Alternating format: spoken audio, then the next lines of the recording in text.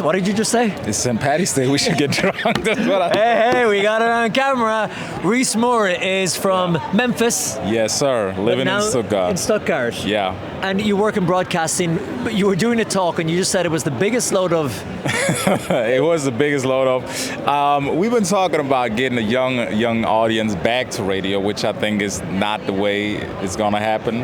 It's a little bit of BS. It's a little bit of BS Yeah. because you think it just won't happen. It will happen, but you can make them come back. They will come back if you have the right content and, just pull the right strings. How do you pull the right strings? I think authenticity is a big word right now, and I think it's been missing in the game for a minute. That's what I mean, at least from my experience. Now, the show that you work on, Yeah. is it podcast specific or is it on FM radio as well? It's both. We try to create a crossover between a podcast and a radio show, which was pretty hard in the beginning, but I think we made a pretty good transition to it. What was hard at the beginning of doing something for two platforms? Yeah. Don't hold back. It was tough, man. It was tough because we had this podcast. I mean, I've been doing interviews since day one, and it was like, okay, we got this 50, 60-minute long talks, and it's like real good stuff, and then on radio, you got to break it down to like a minute.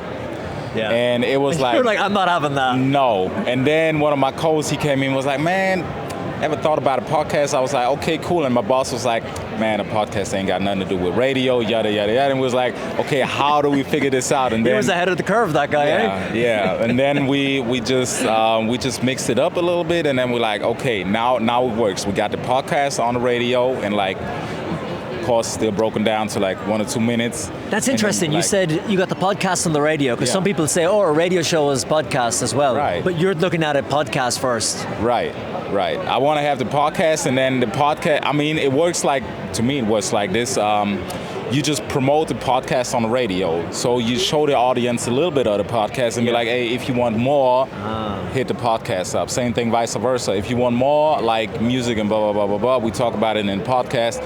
Turn into the show on, I don't know, it's Tuesdays, yeah. He doesn't even know what day his show is on. There's a sign. But do you find that most of your audience is podcast native? Yeah. Yeah. Definitely, yeah.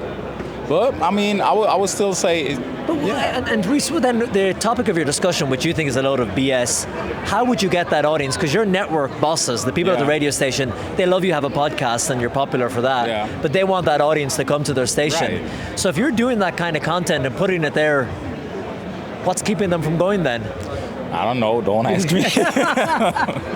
No, but I think we getting there. It's just you got to adapt to the new situation that radio has to get back on its feet and be a little bit edgy and. It's got to be edgier, doesn't it? Yeah. It's way too clean. That's why I cuss like 2 or 3 times a day. Yeah. Just for the fuck of it. Yeah. See, we have to beep that now. But if this was a podcast, you could have at it. Right. Yeah. And I like when you said authenticity, because when I asked you a question, rather than BS in the answer, you just said, "Don't ask me."